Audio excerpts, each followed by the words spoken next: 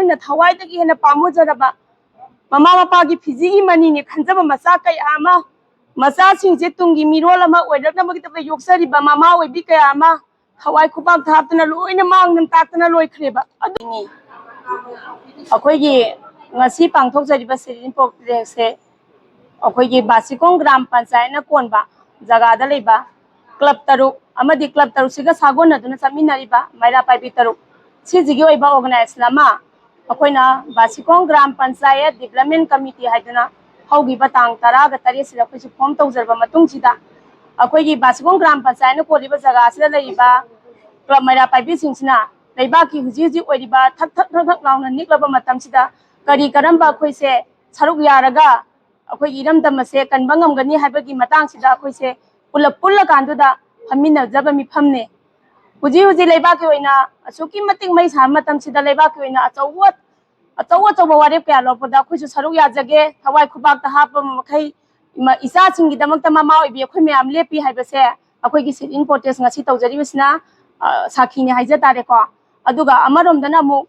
all Manipur की ओइना ngasi civil organisation loop 10 गा हुदोइना कौरीबा असुगुम sitting protest असिजा अखोइ ओकम चुथेक तलैबा club Myra पाइबी अमदी बासिकों ग्राम panchayat कोनबा development committee सिगी मखा दलेबा club Myra पाइबी मयाम सिंगसु सरु याजरीने फोंदोक सगे मखा ताबदा सिबिमलागी हाइ खरे हेना संगछलगलबा सुबमबा इरांग असिदने तोंगान तोंगानबा अखोइना थवाइदगी हेना पामुजरबा ममा मपागी फिजिगी मनीने खंजबा मचा कया अमा मचासिंगसे तुंगी मिरोल अमा ओइरक्नबगिदमक्ता योक्चरिबा ममा ओइबी कया अमा थवाई खुपाक थाप्तना लोइना मांगदन ताक्तना लोइख्रेबा अदुबु पुमना मसिंगसे इरैबाकी दमक्तनिको खनख्रगेबा अदुबु कैसु लैत्रब अंगांग था 3-4 खता सुरिबा मिरोन तादिबा सही 3-4 खता सुरिबा अंगांग सिंगसि फावबदा मखोइना खुथारकपा हाइबसिमदि ममा ओइबी अखोइ मयामदि खांबा ngambagi पांगनदा लैरक्त्रेबा हौजिक्ति इरंदमसिगिदमक्ता अखोई इफुरुप सिगिदमक्ता अखोई खुनाय सिगिदमक्ता इसा सिंगिदमक्ता तुंगी मिरोनगिदमक्ता अखोइने इसा सिंगी मांग थारकादा अखोइसे खोंग थांजलगे कदाई फावबा मणिपुर गवर्नमेंटना अखोइगिदमक्ता लेपिगदोरिबगे लेपिबा ngамोइदवoi तागदि इरंदमसिगिदमक्ता ममा ओइबी अखोइ खयासे थवाई खुपाक हापगा अखोइसे खोंग थांजलगे हाना लेपसरेबा हुजिति से इसेगी मोसुपि कुछले लांसी कुछले अदुगा अजि अखोइसि साबम थपम अदगी इचा इसु लोइना मपुंग चाइ चाइरे मसिदैदा अखोइ लैबा की हम पुबिरिबा हमनाइबा सिंगना तिलंतंग वथरगा अखोइगी फुरुपसि करम माइगैदा ओनगिदोरे हाइबदो अंतंग खंथमिनरगा कोइ इमा लैबाक सिबु कनबियो हाइदुना आइना खै आइगी अपाम मोट फोंथोंचरी अदुगा पिखरबा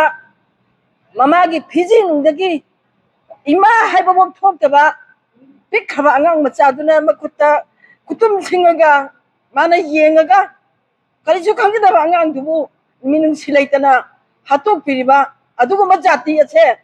कोइ मरु फंगना मुथचे हाइदुना आइना आइगी लैकागी माइरा पाइबी इमा बेजमु को फोक्चरगा बा फत्तबा अखोइगी सागी लमचत चटपा सिंचे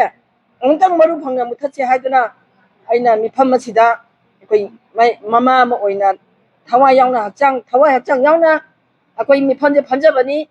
अदुगा लैरिबा संस्थान मयाम अदगी मणिपुर लैमा इमागी नमक्ता अखोइगी इमा लेबाबु कन्ने हाइर सोंथोरैबा इसिरनाव फमनाइबा सिंग अमदि पुनमक खोसमनरगा इमा लेबाक सिबु कनबियो हाइदुना आइना मखोइदसु हाइजरी अदुगा अखोइ मसेन नुसिनदना हातोकनरगा मैतै मसेन ओनझनरगा अखोइ औबा ओनझनरगा हातोकनबसे सिमसु लेफनिंगी अदुगा अमुक्तंगदि तिन योथरगा अखोइ लैरिबा फमनाइबा खंगदे अखोइ चांगनिबदगिना फमनाइबा फबोगी मनुंगदा लैरिबा खुदिंगमकसे इमा लैबाकिनी तुंगी सुरोनगिनी हाइबगिदमक्ता तिलंगतंग योथरगा अखोइ फुरुसुबु कनिनसि हाइदुना आइना फेस माइकेदा फोंगोकजन आइगी मिंग निंगोमम ओंबी बिमोला जनवरा सिंह फथरांग नु ओकम चथेकी अखोइ माइरा पाइबी पसिदेलमनी मतम कुइना सांगना लैबाकी अवाना